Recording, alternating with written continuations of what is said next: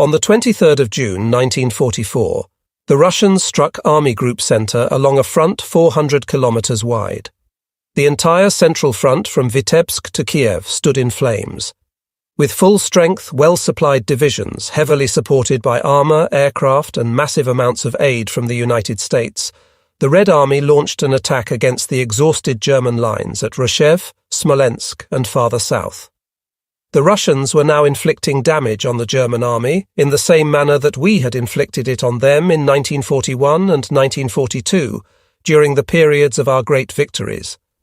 Due to the obstinacy of Hitler, our generals could not proceed with the action needed to prevent the encirclement of entire armies. Offensives on an enormous scale cut through our foremost lines, raced deep into the hinterland, and cut off vast numbers of men and material, forcing mass surrender or annihilation of the ensnared units. In the Bobruisk pocket, far south of our position at Yuknovo, the trapped divisions were defeated and annihilated. The survivors of these huge encirclements that took place during the first days of July found themselves on their bitter way to the gulags and prisoner of war camps. The reasons for the collapse of the Central Front were clear. We simply had too few soldiers, tanks, and resources to hold the enormous areas to be contained in the east, and our Supreme Commander in Berlin refused to accept this reality. There now existed no divisions possessing the strength of our units that had won earlier victories. From the regiments that originally were composed of 3 battalions, there were now only 2 greatly weakened battalions remaining. The pioneer units and the artillery regiments were likewise weakened, having suffered severe losses in combat or having been stripped of personnel to serve as infantry. In Germany, within the Reich itself, again and again new divisions were raised in attempts to hold the many fronts against an ever stronger enemy, but the old divisions, those that had been on the front since the beginning, never received full replacements for the vast losses that had occurred over the years. One of the most serious problems that faced the Lancers at the unit level was the fact that most of the experienced officers and non-commissioned officers had been killed or had suffered serious, debilitating wounds at the front and were no longer with us. Moreover, the Wehrmacht never fully developed or learned the tactics and methods of retreat. The German soldier was taught to view retreat solely as a defeat, with no advantages forthcoming. Even in the early years in the Reichswehr, the study of retreat, to include using this often necessary tactic to our advantage, was discouraged. After 1936, even the lesson plans for the teaching of a fighting withdrawal were stricken from the curriculum. Attack and halt were the only 2 methods of warfare hammered into us. In this regard, the Wehrmacht had entered into the war unprepared. The collapse of Army Group Center in June and July resulted in chaos. This was clearly exhibited by the countless units observed on the roads and bridges, fleeing to the rear seemingly leaderless and without direction, while other weakened units attempted to make their way through the mob toward the front to engage the onrushing enemy. Some battered units were overcome with panic, and they streamed toward the west on foot and in vehicles of every description. The confusion, the panic-stricken Lancers, the jamming of all movements along the passable roads, would earlier have been considered as an inconceivable scenario, but the collapse of discipline and order had become reality. The Russians were able to increase the turmoil and confusion through constant attacks with their air force, which bombed and strafed all roadways and rail lines, leaving shattered, demoralized fragments of once proud regiments strewn in their path. The strategic reserves were unable to make their way through the chaos to the front, and remained jammed in the tangle of vehicles and men. The movement of entire units had become impossible, and the highest commander, to whom credit for the catastrophe should be awarded, was not present to witness what his decisions had wrought. As always, the soldiers in the field bore the brunt of these mistakes and paid with their lives. Army Group North was impacted by the collapse of the Central Front, as was the XXX Army Corps to the south. At the end of June, the enemy right wing broke out of the heights before Polotsk. The 132d Infantry Division was holding a wide sector of the front before Yuchnovo-Moskachevo and the Velikaya sector. During the night, 28–29th of June, a police security regiment moved forward to relieve the battered Lancers holding the positions of the 1st Battalion, Grenadier Regiment 437. With 60 men remaining in the second company, we crawled from our defences in the swampy ground that we had held for weeks against overwhelming numbers of the enemy opposite us. We marched past the destroyed tank from the winter battle, its sides now streaked with rust and the hatches frozen open like gaping wounds, and we slowly wound our way along the splintered and scarred corduroy road through the swamp. Mess tins, entrenching tools and assorted equipment rang softly on the steel helmets hanging from our belts, and the Ivans sent departing shots after us. 5 kilometres behind the front, the battalion mustered at the edge of a small wood that offered a semblance of concealment from the ever-present aircraft. Our company specie, Novotny, supplied us with warm food and other small items that we had been unable to receive during the weeks we had been on the line. We spent several hours sitting along the edge of the road or lying beneath the ragged pine trees, relishing the first warming rays of the early morning sunshine. It was a luxury once again to be able to stand erect without danger, once again to enjoy freedom of movement without the fear of meeting a sniper's bullet. The obligatory schnapps bottle made its rounds. The younger and less experienced Lancers, recent arrivals to the weakened company, rejected offhand the burning, home-brewed drink that left us with an unaccustomed tingling in the throat. We owed this rare amenity to the talents of Feldwebel Röhrer, who had skillfully fashioned a distillery from a battered Russian field kitchen that we had captured during the Crimean campaign.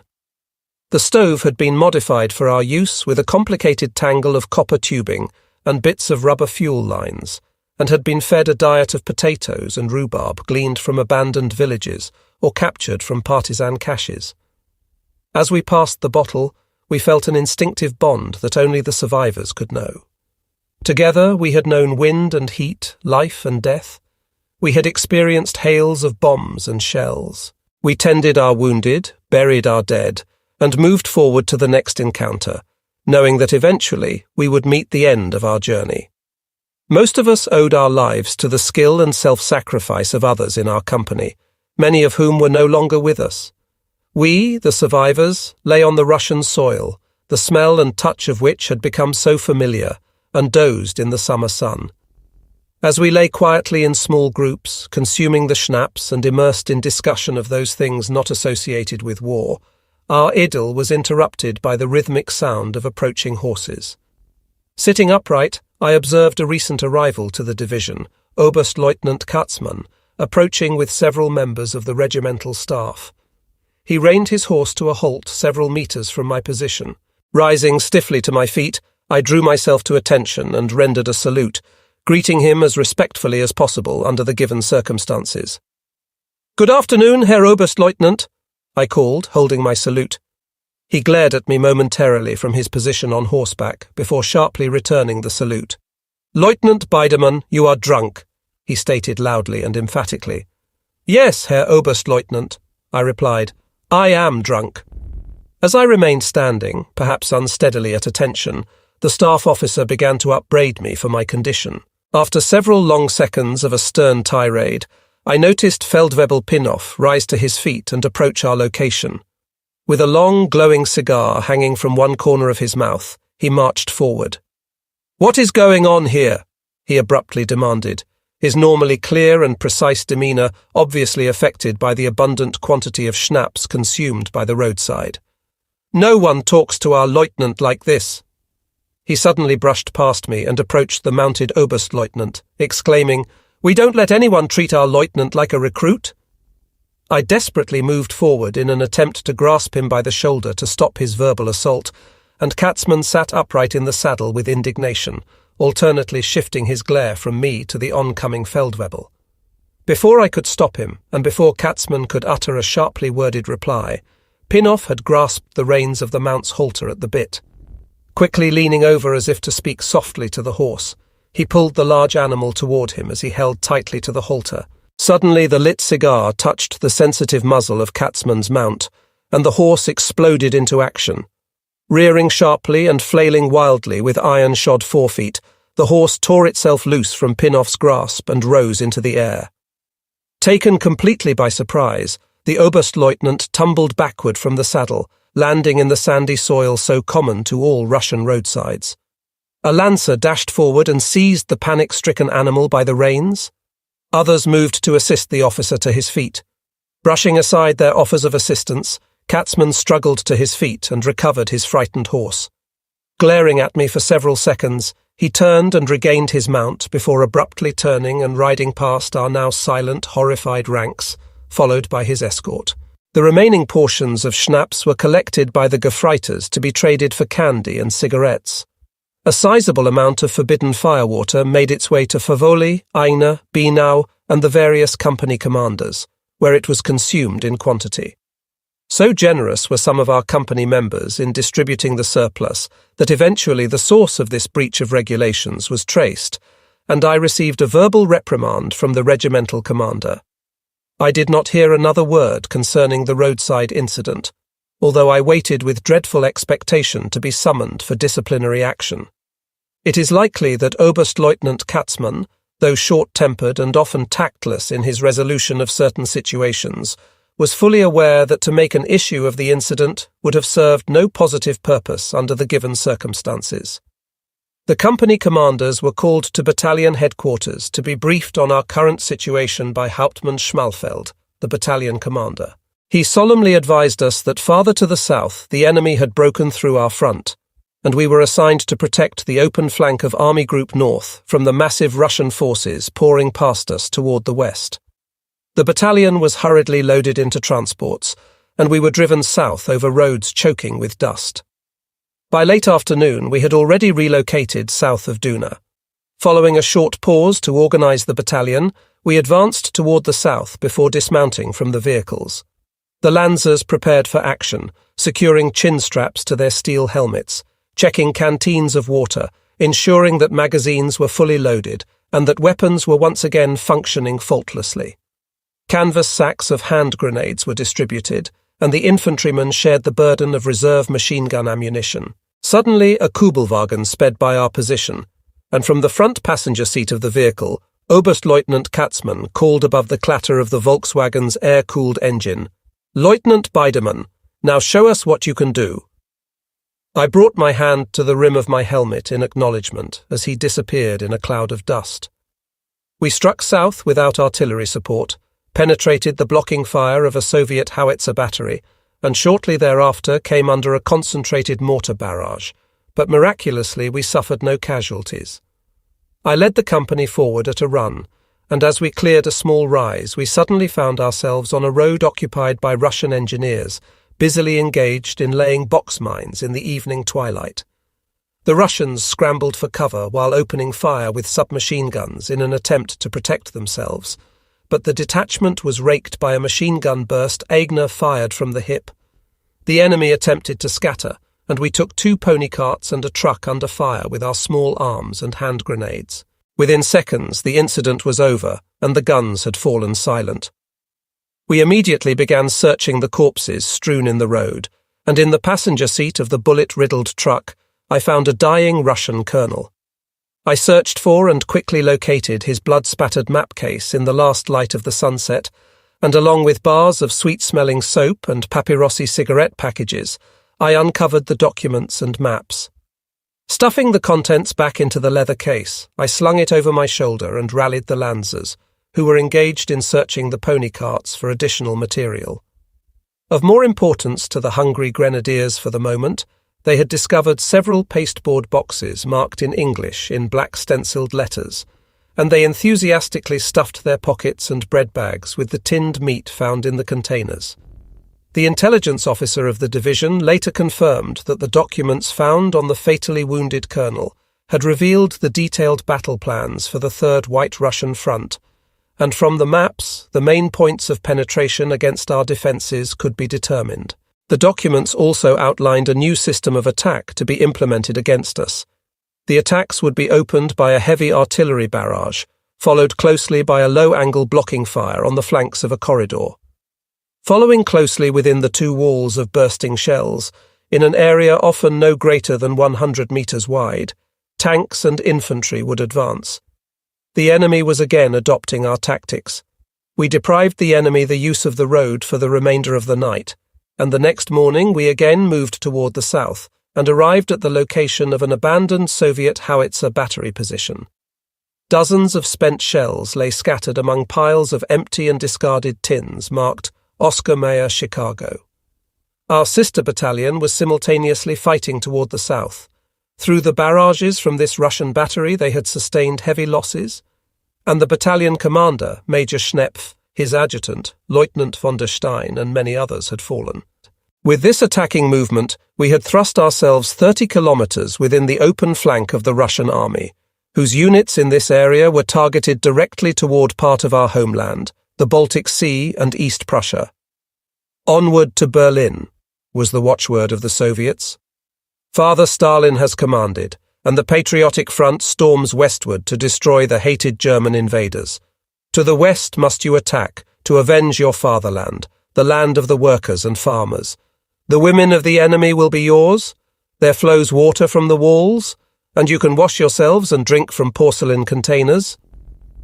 Instinctively, we sensed the disaster that lay ahead, but even the most skeptical among us could never imagine the fury that our opponents from the east would deliver upon our homeland. The regiment holding positions to the south had been bypassed and was threatened with encirclement. During the night of the 30th of June, the 1st of July, we received orders to march in a southerly direction toward Memoir.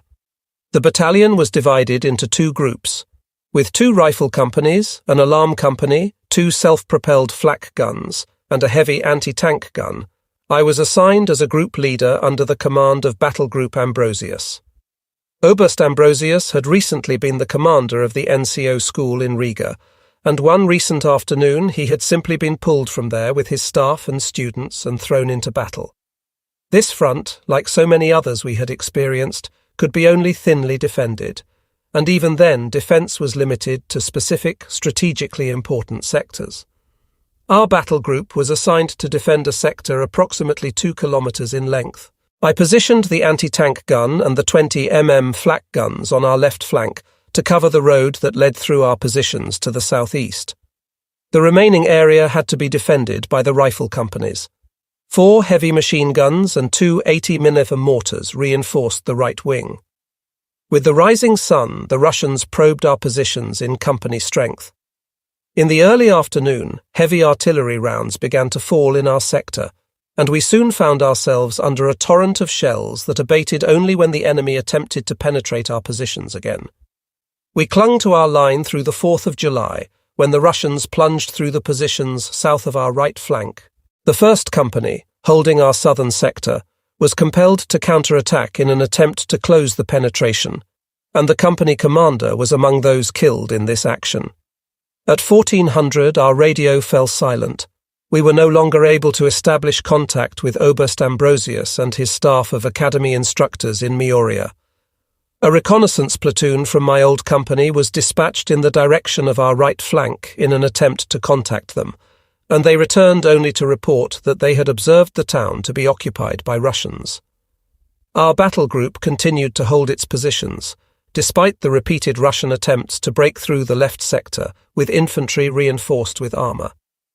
In the evening twilight, as the Lancers lay behind their weapons, I crouched together with the radio operator who, bent over his communications equipment, vainly attempted to establish contact on the old frequency. "Mina, please come in. Mina, please report."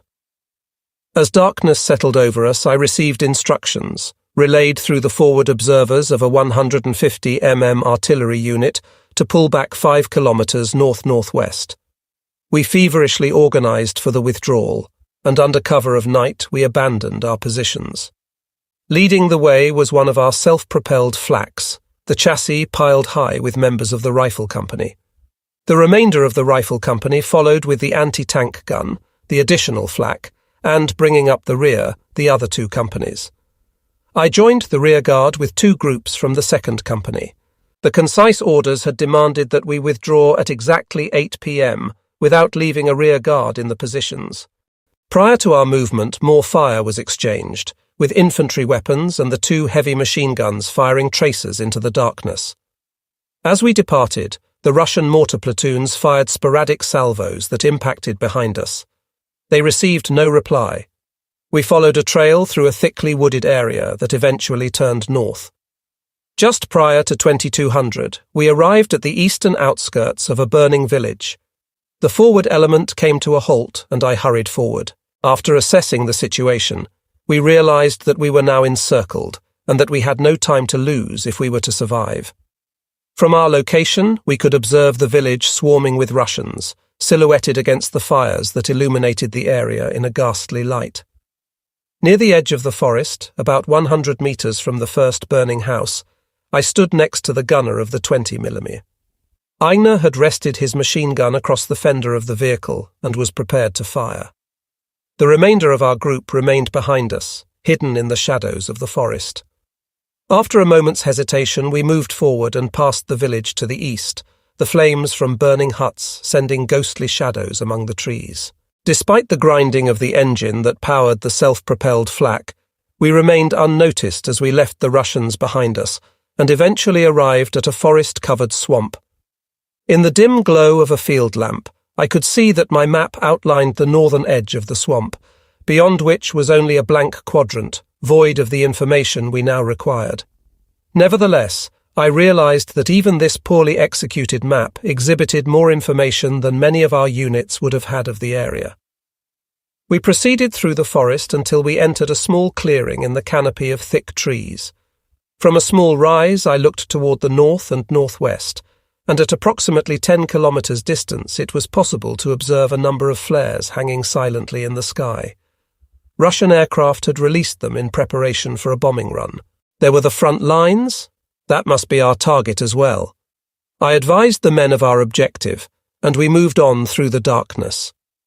A summer-fresh sunrise brought a new day, the 5th of July, 1944.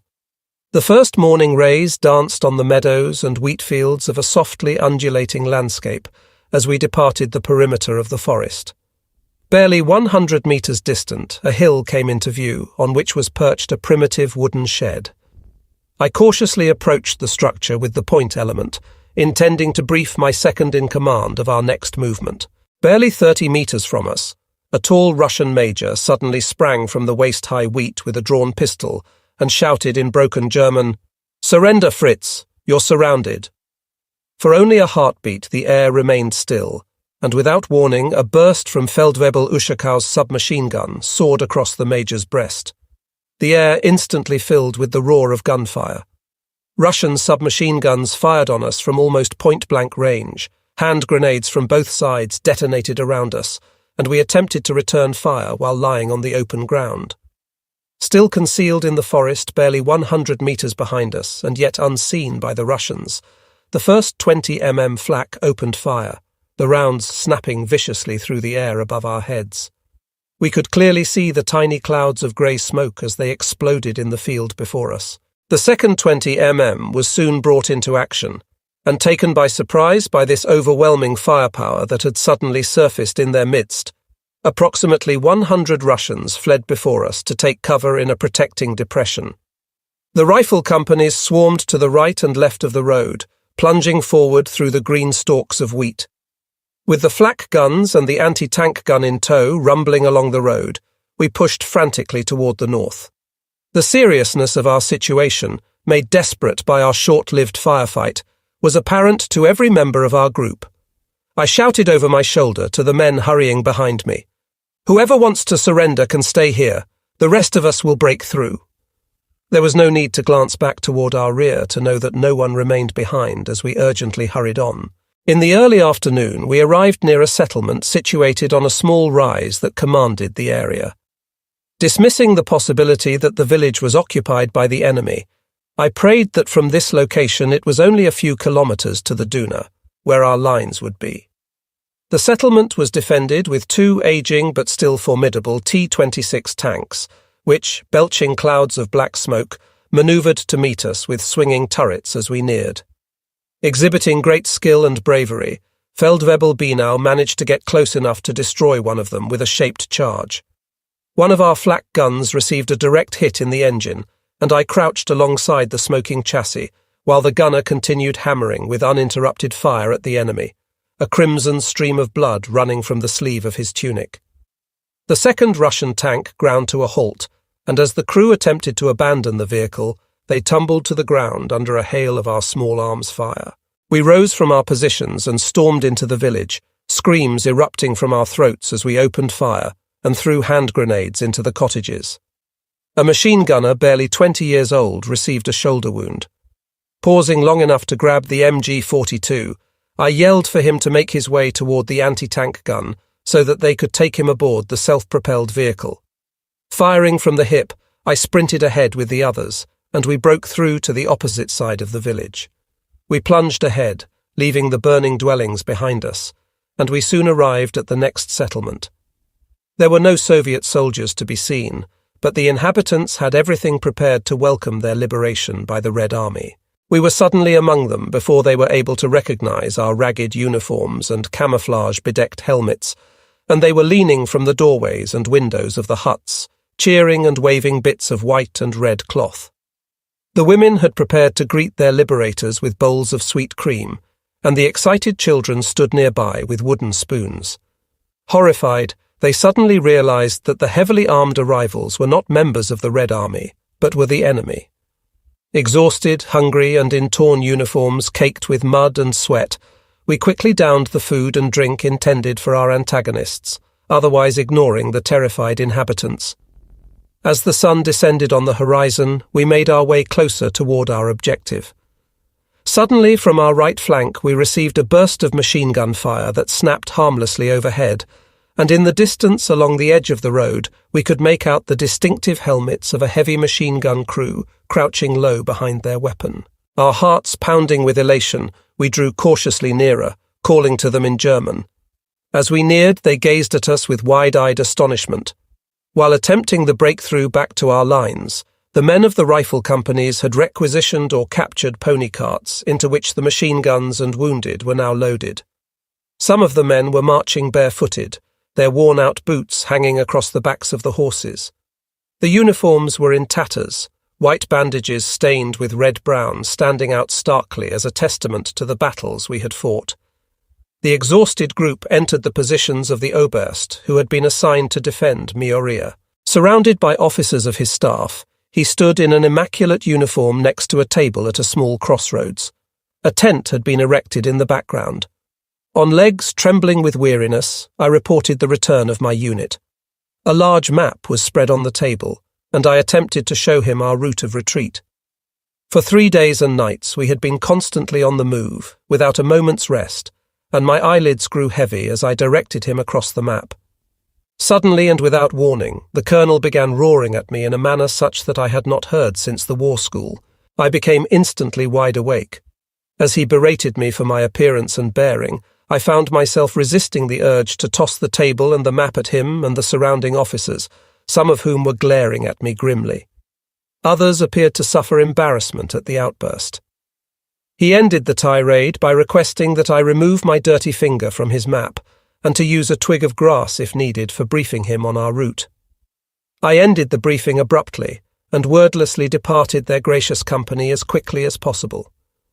I returned to the ragged column of Lancers standing in the dusty roadway, and we moved on. Despite our immense relief at having returned to our lines, we were overcome with an intense longing to be back with our old regiment, to be again in the company of our family. We were attempting to find the route to our unit when we spotted an artillery carriage with the circular tactical insignia of our division, and we knew in which direction we must march.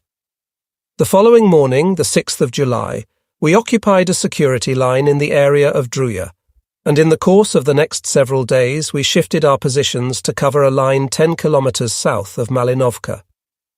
On the 12th of July, we lay near Krasnogorka on Snudy Lake, before again launching an attack toward the south into the open Russian flank.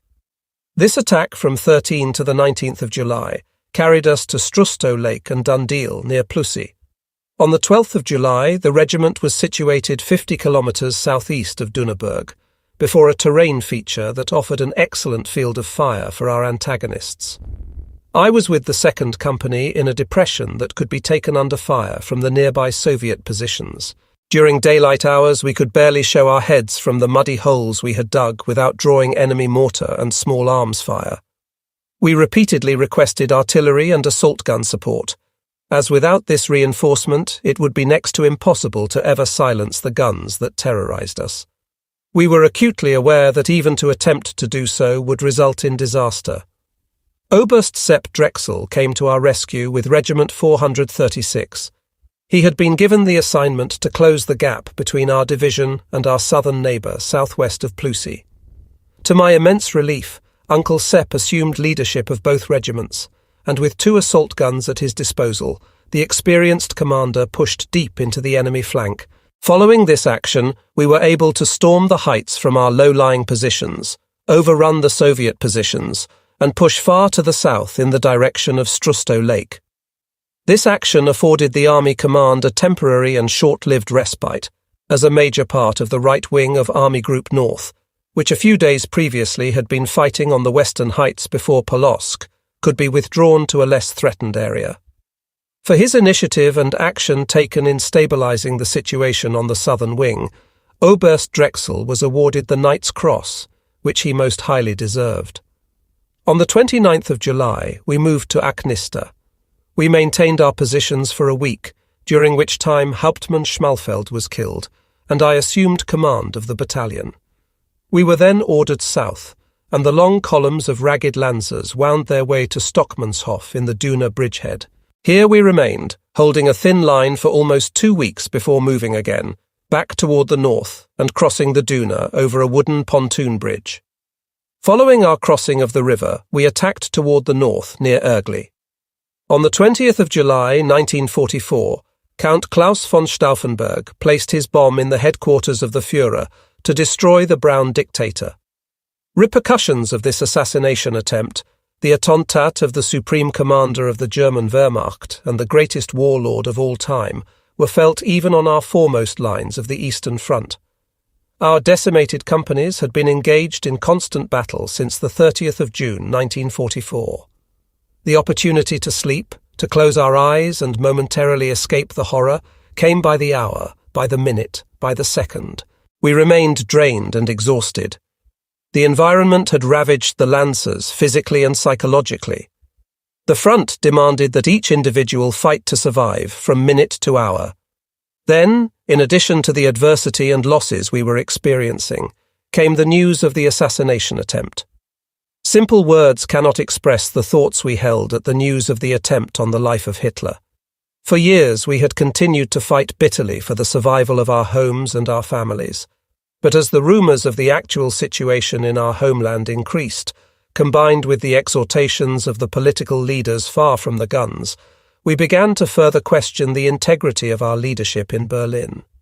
We had become painfully aware that our sacrifices, the years of constant exposure to suffering, deprivation and death, had left these leaders indifferent and emotionless to everything, except whatever would benefit and enrich them as individuals. We began seeking and praying for an end to the conflagration into which so many millions had been thrust. A week later, I learned from the forward observers of an artillery regiment that the son of General Lindemann had been arrested by a field police unit.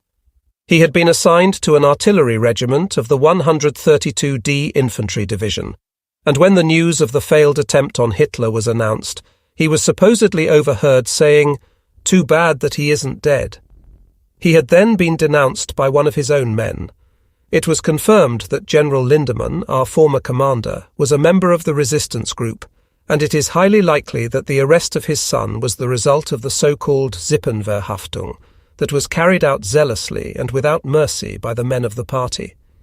General Lindemann was an officer of the old school, an excellent leader of troops who had the refined mannerisms of an aristocrat.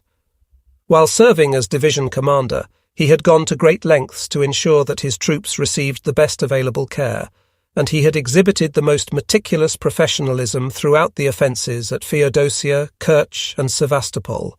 He had always ensured that artillery, Luftwaffe and all additional means of support were arranged and carried out to the utmost degree possible in order to reduce casualties.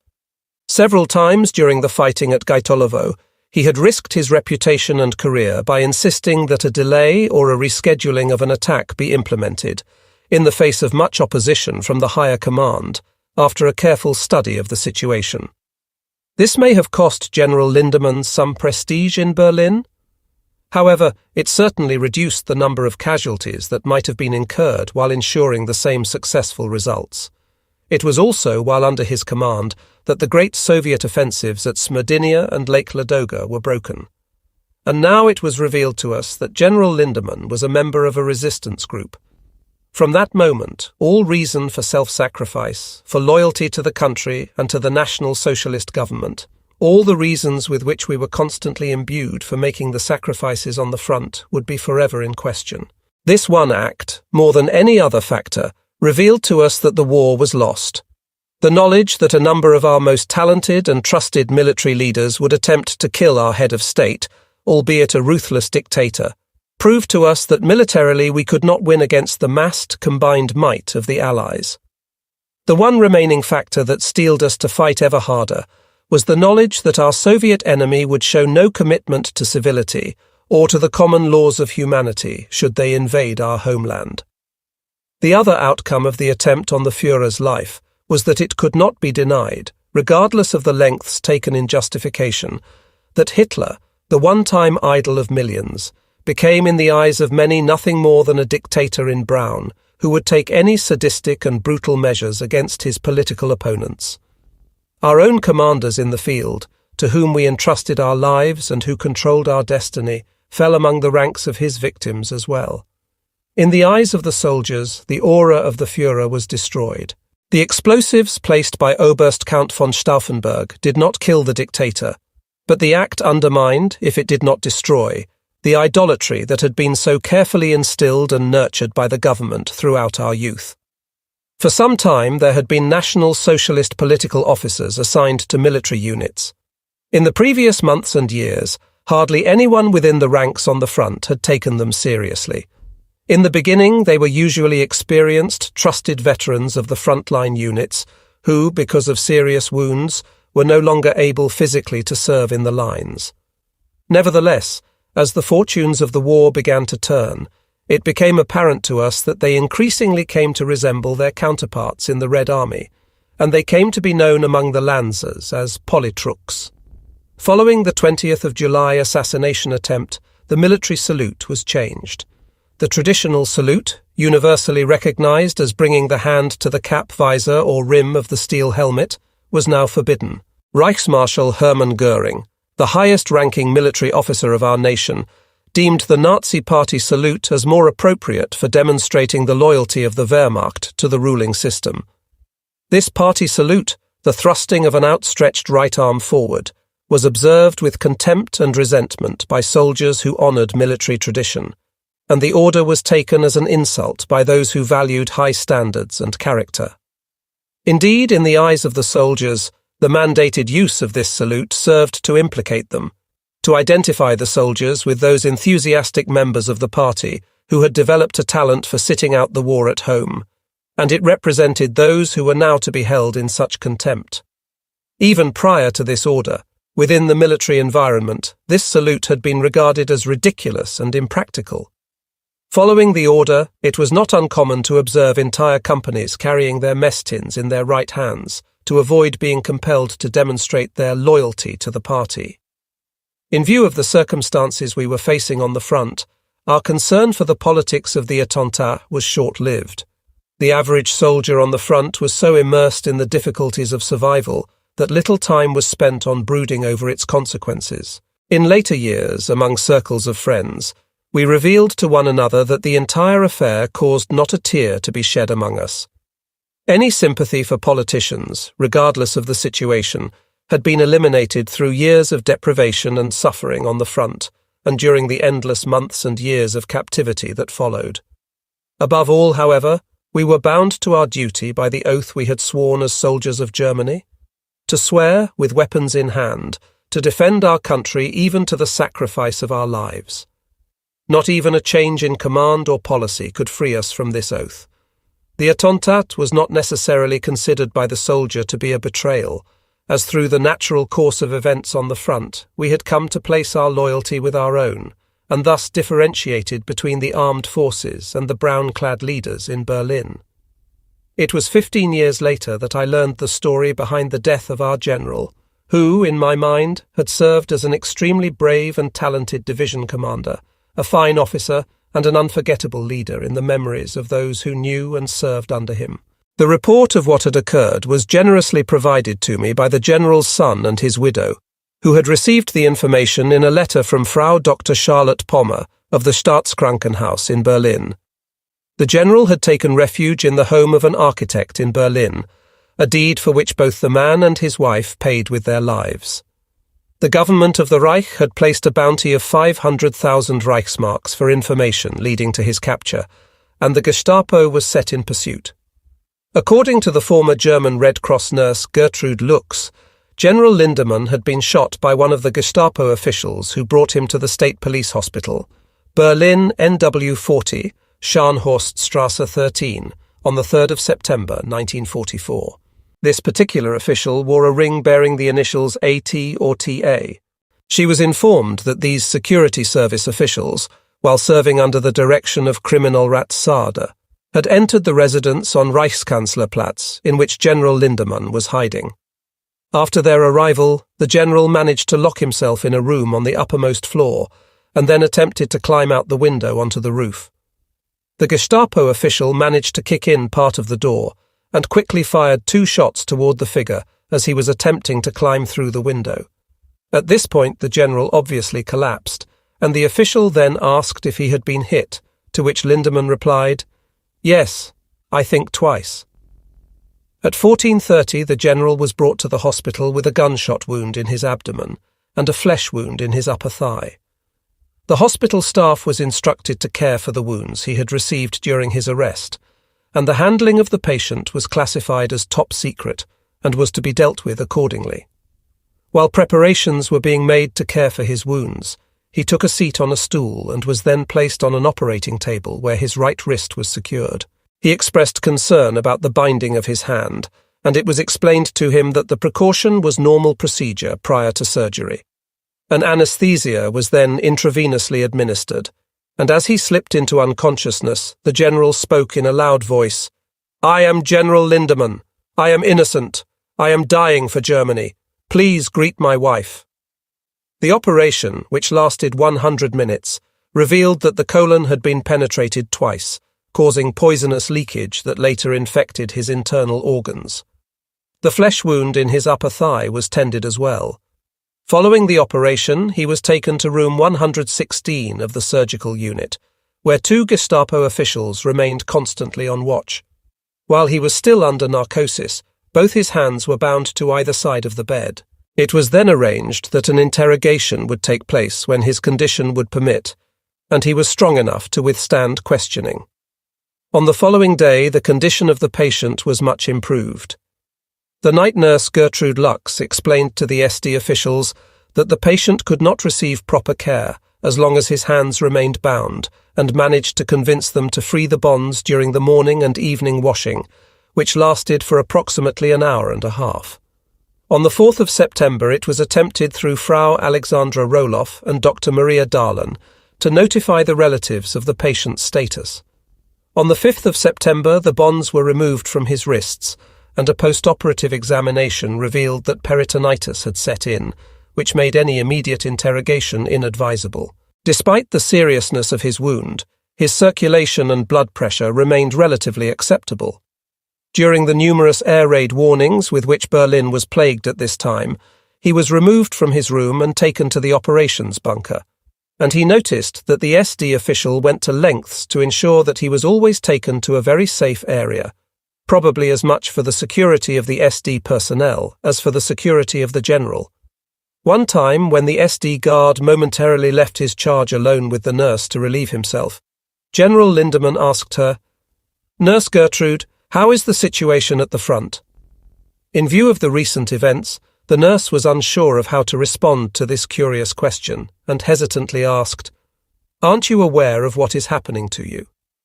"Of course, but it is not of importance while so many are dying," he responded.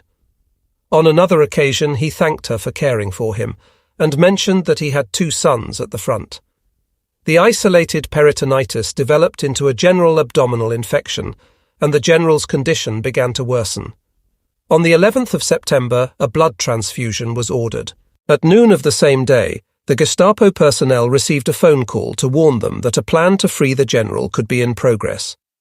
For several days afterward, the SD officials kept a loaded pistol within quick reach on their night table.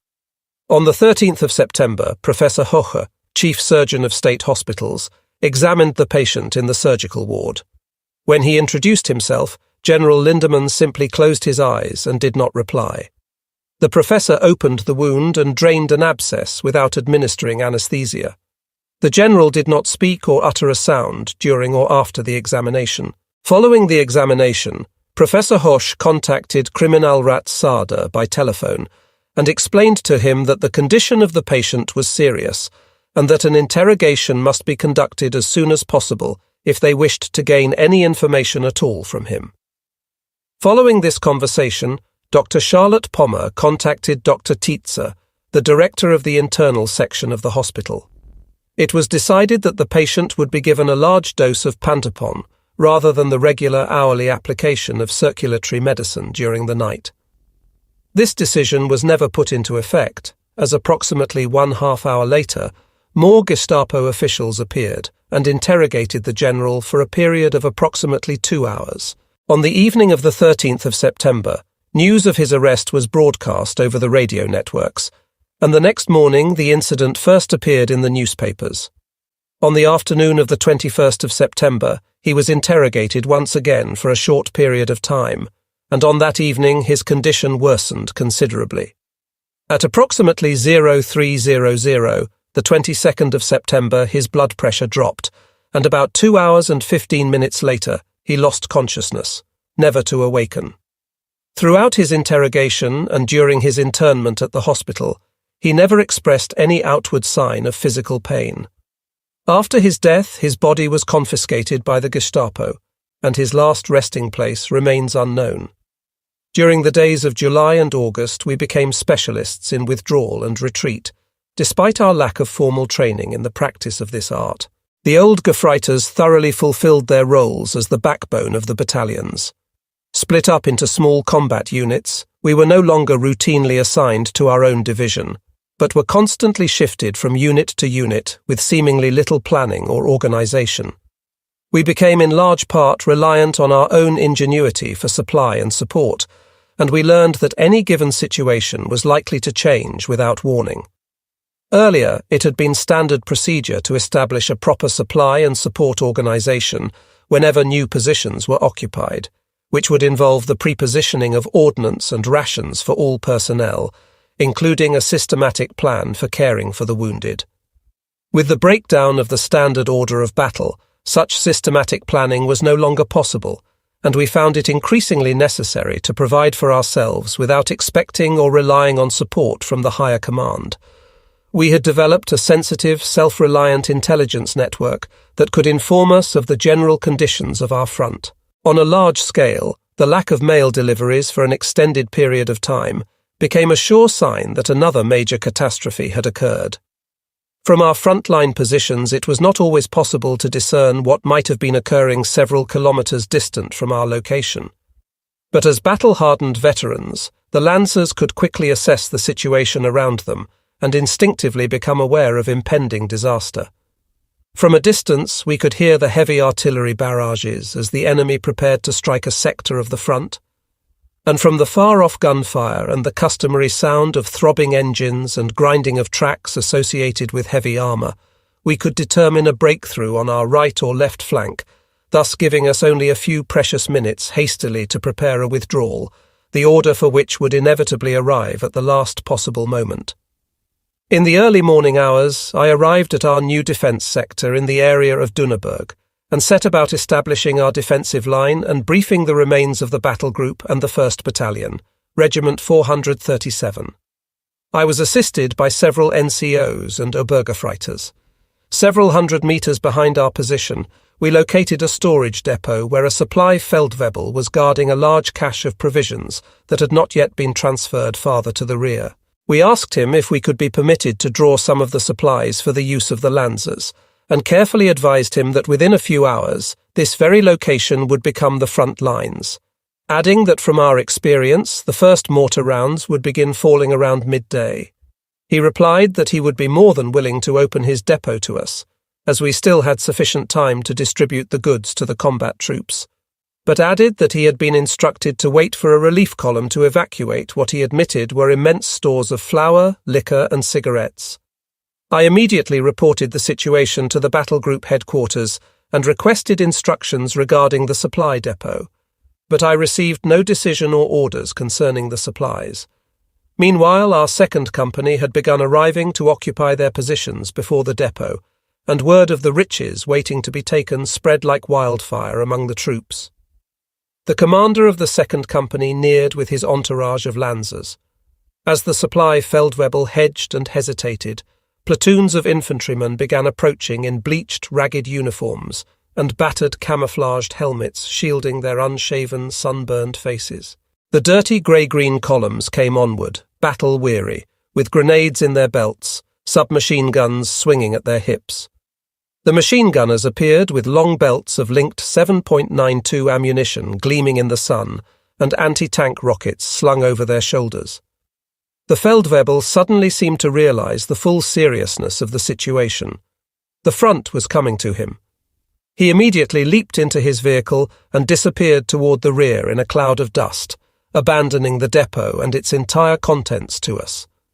The pony carts were quickly organized, and under the command of the machine gun company, the soldiers entered the depot to evacuate the stores. Huge quantities of cigarettes, food, and liquor were removed and placed by the roadside to enable the troops of other units to help themselves as they marched by. A large percentage of the supplies was distributed before late afternoon, when the depot came under the inevitable fire from the Russian artillery batteries and was destroyed. During the next several days, Obergefreiter Hohenadel, my former recruit commander, destroyed his 9th Soviet tank in close combat while serving as platoon leader with the 14th Infantry Panzerjäger Company. In the late afternoon, he had received the assignment to take 3 anti-tank stovepipe personnel up the road in a vehicle. This road marked the perimeter between them and the neighbouring division, and we were assigned to block the route to any enemy tanks that might attempt to use this road. Approximately halfway to the assigned point, they were met by a large number of infantrymen from the neighbouring division who were withdrawing toward the rear, and they warned the 4 Lancers not to proceed farther up the road, as a column of Russian tanks was approaching. Heeding the warning, they were in the process of seeking a good defensive position when the transmission on the truck failed.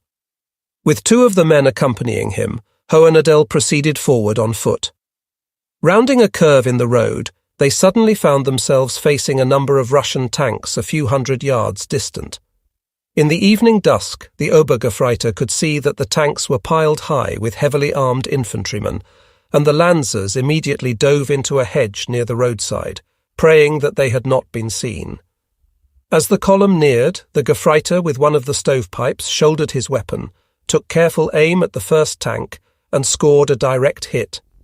The entire column instantly pulled to a halt, and infantrymen leapt from the tanks and poured into the thick undergrowth approximately 20 paces from Hohenadel's hidden location. The remaining tanks held back and remained farther toward the rear, still accompanied by a large number of troops. Although greatly outnumbered, Hohenadel's group opened fire with machine pistols and assault rifles and charged onto the road. Despite the overwhelming odds against the Lancers, the Russians fled in panic. Meanwhile, the Lancers could hear more tanks approaching to within 100 meters of their location, and the next vehicle that they were able to observe in the flickering light of the already blazing tank was a Type Stalin, a 64-ton colossus that plunged into view from the protection of the darkness. Another stovepipe was fired, and to the Lancers' horror, the projectile struck the target but failed to penetrate the armour.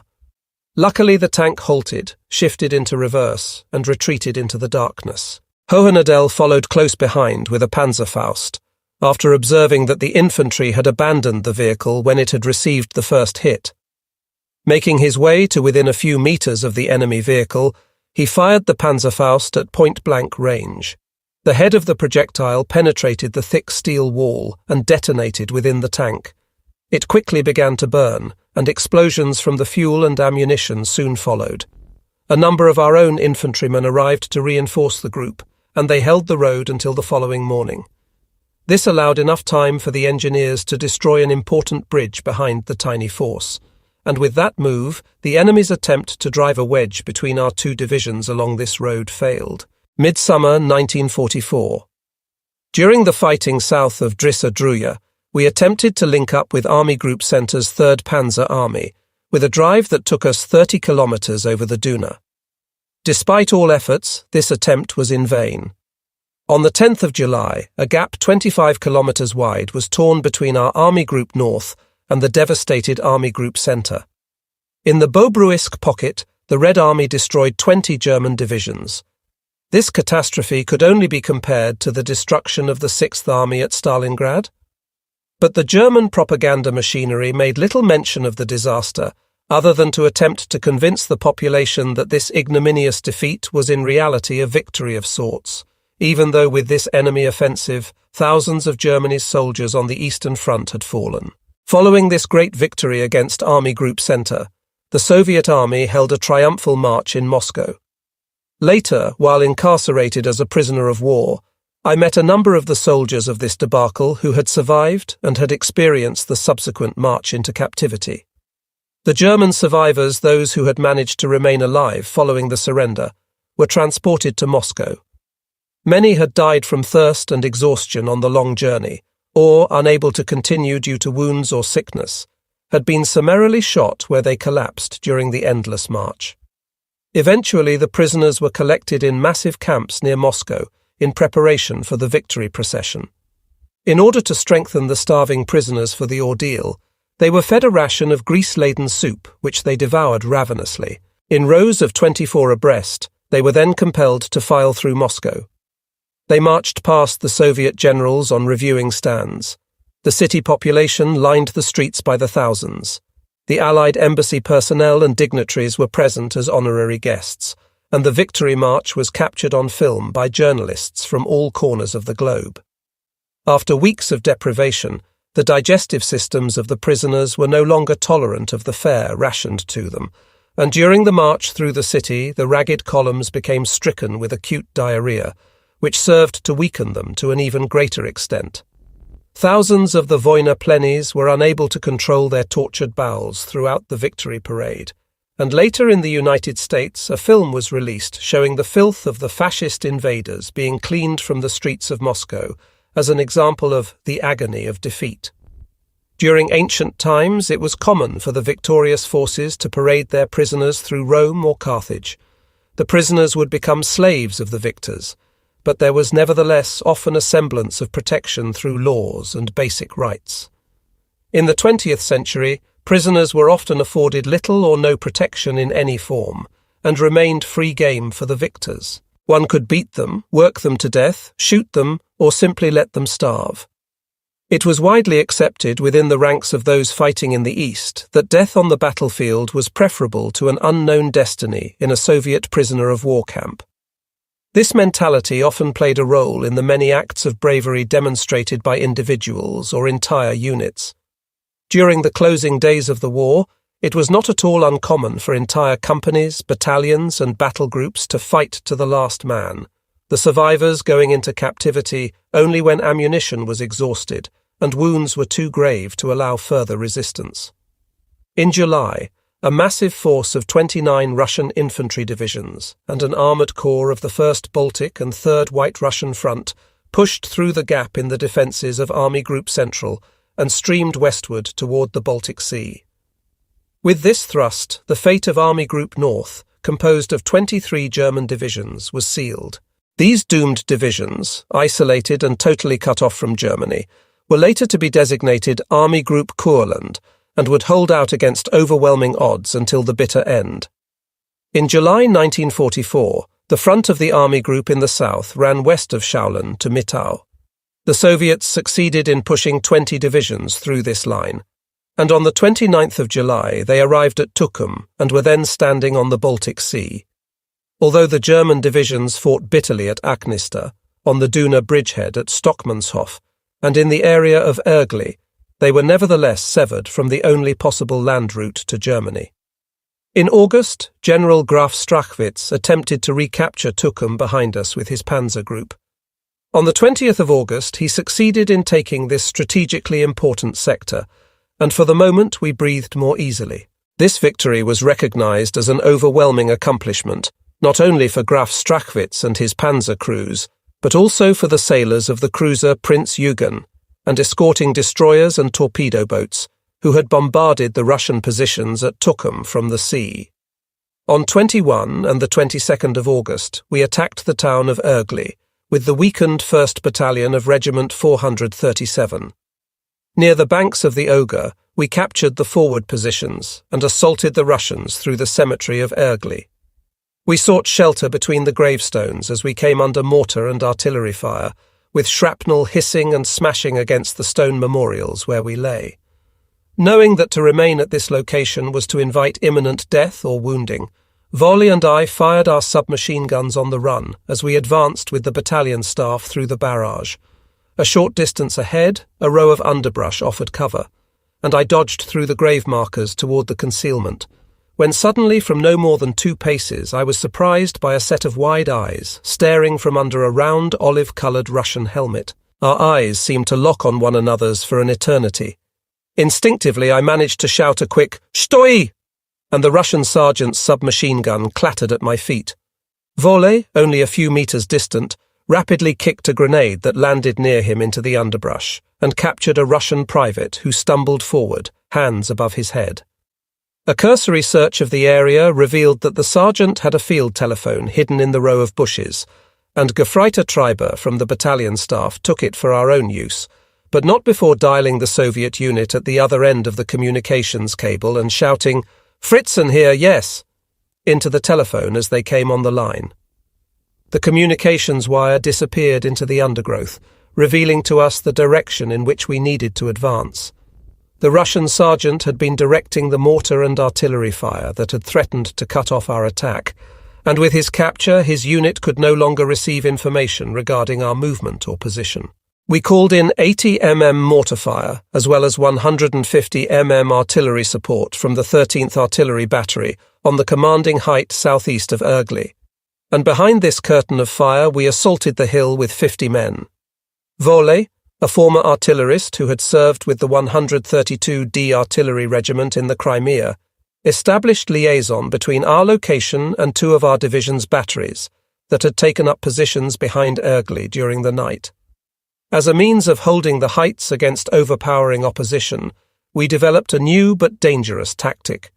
With only a weakened means of defence, it was obvious that we would not be able to hold our positions without the unfailing support of the artillerists. During the night, we would establish 2 machine gun posts forward of the crest. As dawn began to break, we would evacuate these positions, withdrawing the lancers to the lee side of the height, approximately 200 metres from the crest.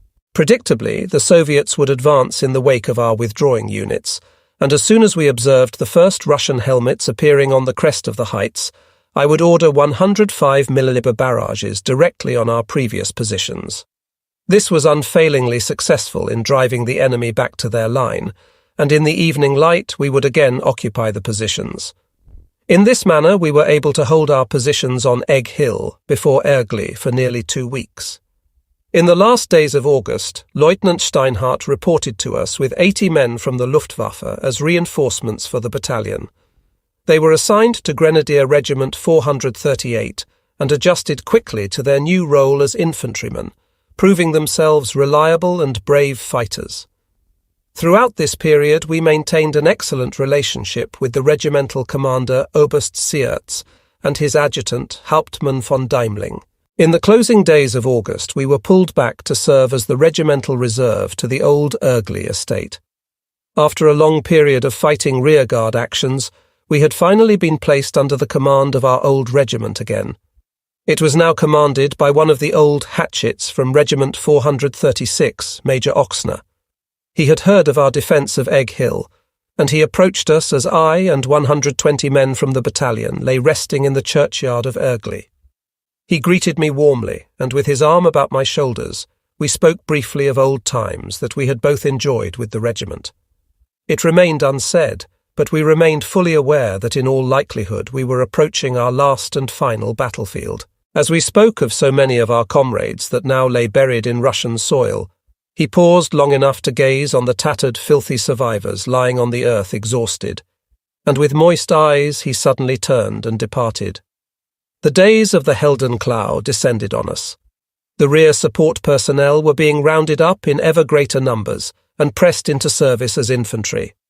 Luftwaffe personnel, still wearing their blue-grey uniforms and without a single day's training in infantry tactics and only cursory instruction in the use of automatic weapons, found themselves reporting to us, fully unprepared, yet willing to face an ever stronger enemy.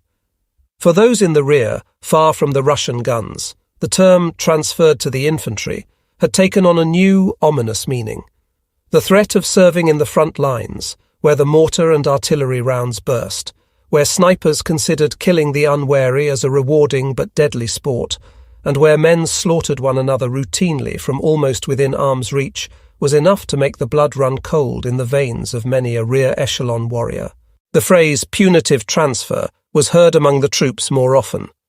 This term was regarded with disgust and contempt by the older infantry veterans and survivors of many battles, and the practice as a penalty for a perceived or real infraction served to promote ill feelings between the battalion veterans and those troops who had been transferred to us for disciplinary reasons.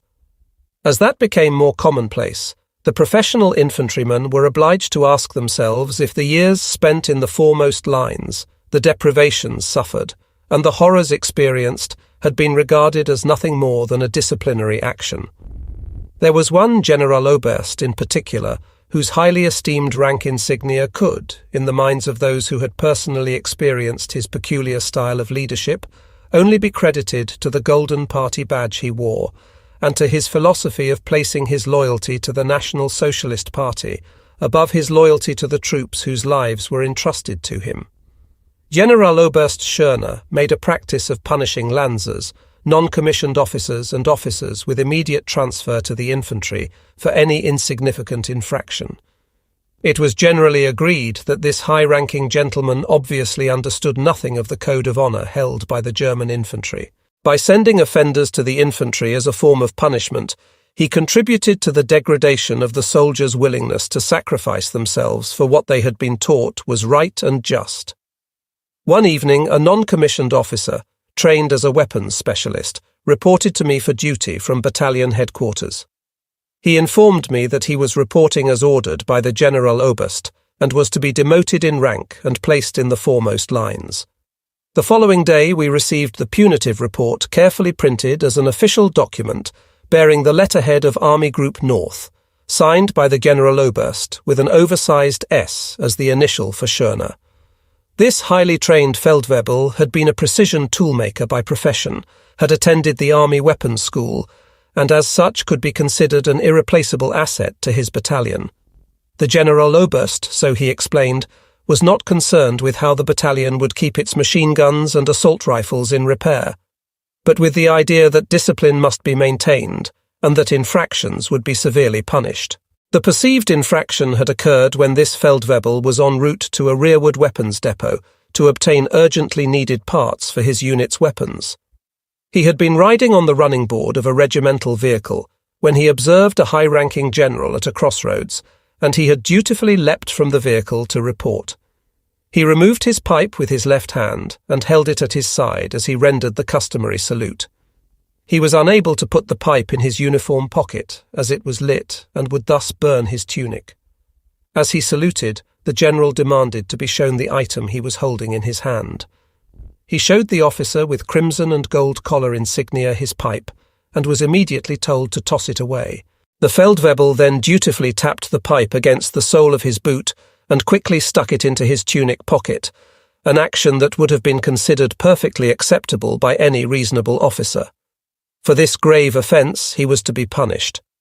He remained with us for several days at battalion headquarters, where he found employment repairing and refurbishing our battle-worn weapons. Almost 1 week later, I was approached by a one-armed staff officer who appeared unexpectedly at our headquarters. This lieutenant had been assigned the unenviable task of confirming that the sentence of the soldier involved in this incident was indeed being carried through. It was at this time that I made my first and only false report during my entire military experience. The man was killed in action 2 days ago. The officer then disappeared, and I never regretted the false report. It was the duty of every officer to ensure the welfare of his men, and I considered the Feldwebel's skill and his ability to keep our weapons in the best working order to be far more valuable to the war effort than simply to obey this preposterous order. During the last weeks, the division had been pulled back over the Russian-Baltic border, and once again we had European soil under our feet. The area had served as a geographic buffer for centuries between Central and Northern Europe, as well as between East and West. To the casual observer, the softly undulating terrain renders a peaceful atmosphere. The hilltops are loosely crowned with pines, maple and oak. The shallow valleys are carpeted with grass, damp moor, and small lakes surrounded with birch trees. The landscape is interspersed with small, fast-moving streams that flow into the Duna River, which meets the Baltic Sea at Riga. The inhabitants were primarily engaged in farming or forestry. The earth is fruitful, and for Eastern Europe the climate is comparatively mild. Cattle, pigs and sheep are raised in abundance, and the people live in wooden houses with a large living quarters, a bathing room, and solidly built barns for the animals. Large, well-constructed cellars are usually built in close proximity to the houses. During the fighting in the areas of Stockmannshof, Aknista and Ergli, and from Riga to Courland, we used the cellars for battalion and company headquarters when possible. The local estates, somewhat smaller than those of their Prussian cousins to the west, are scattered throughout the land, with villages alongside primitive roadways that are constructed more for use by horse-drawn carts than for motorized vehicles. Although the farm and village dwellings display a distinctive Eastern architecture, the larger structures in the cities and towns are of definite German design. The cities contain churches and public buildings of Lower German Baroque style from the Middle Ages. The peaceful landscape with clean homes, villages and towns reminded us of our own homeland, to the extent that it made our current situation, being severed and isolated from our familiar surroundings and families, somewhat easier to bear. The field kitchens welcomed supplies of fresh vegetables, new potatoes and pork, and the supply officers and each company spice strove to enhance their reputations as they competed with one another to provide the best possible provisions to the soldiers at the front. The last days of August found the battalions and regiments of the 132d Infantry Division engaged in battle west of Modon and near Ergli, against an enemy immensely superior in material and manpower. Following this heavy fighting, it was necessary to disband the 437th Grenadier Regiment due to the heavy losses suffered without hope of replacements. On the 14th of September, the last commander of Regiment 437, Major Oxner, holder of the Knight's Cross, was killed in action at Ergli. During the war in Russia, he had been wounded no less than 8 times, and had hardly recovered from his most recent wounds when he met his fate on the battlefield. At the beginning of September, Hauptmann Dedel assumed command of the battalion. He was a genuine Bavarian with a sense of humour and a strong athletic build. He was known for his short-stemmed pipe, which he referred to as his nose-warmer. I remained on the staff serving as battalion adjutant, and Volle was assigned duties as the ordnance officer. Gerd Pirner was our medical officer, and the machine gun company was commanded by the blonde Hauptmann Fred Fuchsius, whom we had nicknamed Peer Gint. The few survivors within our old circle of friends had become inseparable, and only wounds or death could break the bonds of comradeship among us. It must be said that this remained the only positive aspect that we experienced during our total war.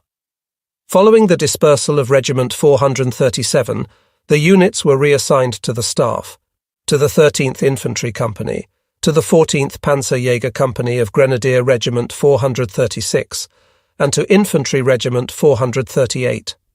Only one Grenadier battalion remained intact, and it was permitted to continue carrying the designation 2 Grenadier Battalion, Infantry Regiment 437, although it was now assigned to Infantry Regiment 436.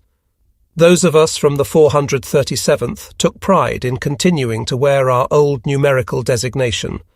The regimental commander of 436, Knight's Cross winner Oberst Sepp Drechsel, was one of the few commanders to have fought through both world wars and survived. He had a sterling reputation for the absolute fairness and loyalty he consistently exhibited to his troops. He was a commander with a rare talent for knowing when the situation required a stern disciplinarian or when permissiveness could be accepted. The troops referred to him unofficially as Papa Drechsel, and those with a close relationship to him often took the liberty of calling him Uncle Sepp. The new officers and men immediately developed an excellent relationship with him. Once again, we narrowly escaped disaster. On the 14th of September, enemy forces, heavily supported by armour, broke through our right flank. They pushed onward, and on the 16th of September they bypassed Ergli, thus severing us from the main body of forces in the west. With this serious development, it was no longer possible to hold our positions. So once again we broke through the encirclement and occupied the heights to the west of Ergli. We held these positions for a number of days. The leaves in the trees began to take on the hue of autumn. In long columns we marched westward along the cobblestone roads, capturing ground further to the west, as our withdrawal was jokingly referred to with a soldier's gallows humour. Despite the losses we had suffered in breaking the Soviet ring that had recently closed around us, we continued to conduct an orderly retreat as we drew ever closer to the sea, from where we could withdraw no farther. Far to the north, the Russians had launched their offensive at the end of September between Narva and Pleskau. This offensive forced the withdrawal of all German forces north of the Duna, and the plans for the evacuation of Riga were set into motion. The long march marking our final retreat to Courland had begun. Riga is the ancient seat of the Order of Hanseatic Knights. We were provided the dubious distinction of observing the once beautiful city at our backs, experiencing its death throes. The primitive roads were choked with the dusty columns of trucks and tanks. Lines of refugees with wagons and handcarts piled high with belongings filed through the Latvian capital day and night. The bellowing of confused and weary herds of cattle filled the air as they were driven westward over the brick-paved streets. The foreboding sight of Russian fighter bombers became a constant reminder of our dire situation as they screamed over the tiled rooftops, the five-pointed red star clearly visible on the shining silver fuselages. Autumn 1944 brought wind, rain, and cold nights. As we had so often experienced wherever the war had taken us, many of the roads had again become bottomless mires. Exhausted, incessantly hungry, and always cold, the men mechanically withdrew from one position to the next line of defence. The only relief from the hounding enemy would arrive with the setting sun, when the encroaching darkness would shield us from the relentless eyes of death. The enemy forces who quickly followed any withdrawal would fill the void after our departure, swarming in endless numbers through the towns and villages. The clusters of infantry piled high on the giant T-34 tanks, the raging artillery, and the low-flying aircraft would seek out our next line of defence, and again we would halt and turn to face our relentless pursuers.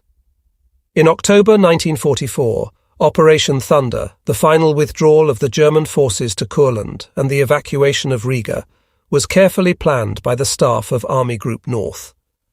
At the beginning of October 1944, General Major von Natzmer signed the order that would concentrate the German forces remaining in the Baltic region into our final battlefield. On the 5th of October, Operation Thunder was put into motion. As the operation was executed, the 132d Infantry Division held its positions southeast of Riga. Beginning on the 6th of October, an entire army filed westward behind us and marched through the city and over the Duna bridges. The army group was able to hold only a narrow corridor 45 kilometres long and 6 kilometres wide between Riga and Schlock, which offered the only passage to Courland.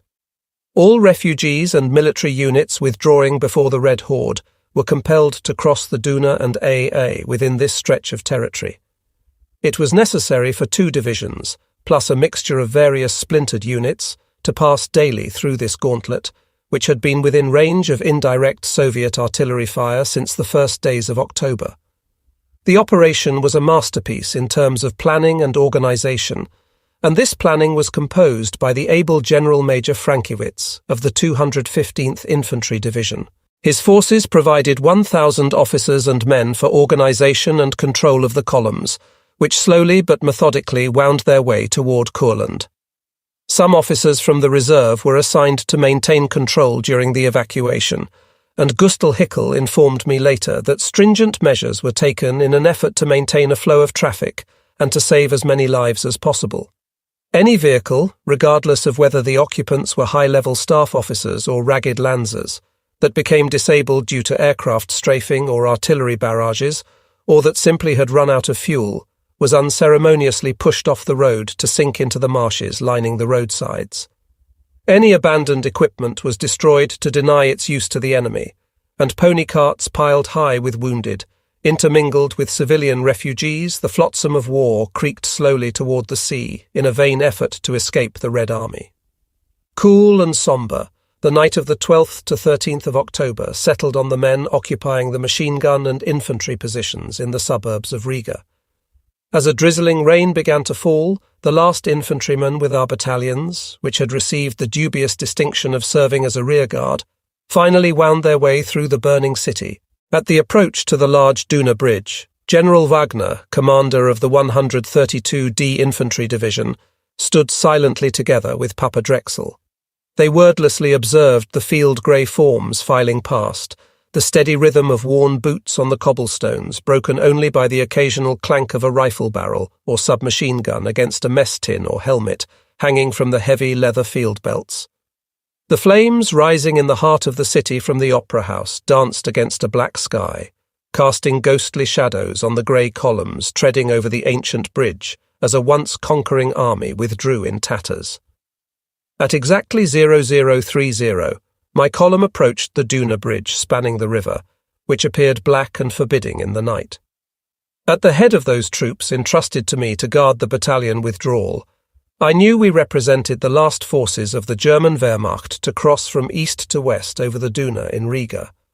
Nearing the two solitary figures whose dim silhouettes were visible on the bridge against the flickering light of a dying city, I drew to a halt and saluted. After a brief pause, during which we watched the ragged column pass in silence, the last general, major, and lieutenant passed to the other side. It suddenly occurred to me that at this very spot 25 years earlier, Schlageter had stood with his cannon in a valiant struggle to prevent the Red Revolution from sweeping through the old Ordensland. At 0500, the dawn brought a wet and cold day. As the sun attempted to penetrate the thick grey horizon, an officer from a pioneer unit pushed the charging handle of an electric blast machine wired to the demolitions placed within the Duna bridge. A gigantic ball of flame shot into the air over the river, and the atmosphere was rent by an enormous explosion as the bridge finally collapsed into the Duna, severing us once again from the Soviet army. Some 100 meters distant, a ferry carrying the last remnants of the rear guard was completing its crossing of the river. As the bridge sank into the swiftly moving current with a roar, large pieces of stone rained on the vessel, striking and severely injuring some of the withdrawing soldiers. Thus Operation Thunder had reached its ominous end.